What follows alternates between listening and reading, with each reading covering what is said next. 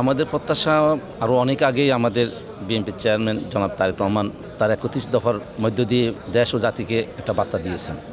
তিনি তার দল সরকার গঠন করলে আগামী নির্বাচনে বিজয় হলে উনি কী করবেন, এই ৩১ দফার ভিতরে এ থেকে ৩১ পর্যন্ত তার কথাগুলি বলা আছে।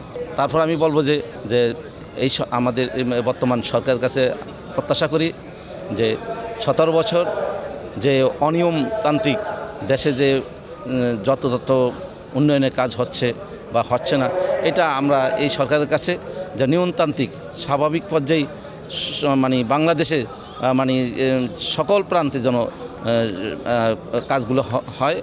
আর এবারকার যে নির্বাচন হচ্ছেন, আমি মনে করি এই সরকার দিনের ভোট রাতে শেষ করে এই সরকার নির্বাচিত হননি। এই সরকার হচ্ছেন দিনের ভোট দিনে শেষ করে জনগণের প্রত্যক্ষ ভোটে নির্বাচিত হয়েছেন। এটা এই সরকারকে হয়তো অনেকে অনেকভাবে কথা বলেন, আমরা দেখি, হুমকি দেন, ধমকি দেন, কিন্তু এই হুমকি ধমকিতে কোনো লাভ হবে না।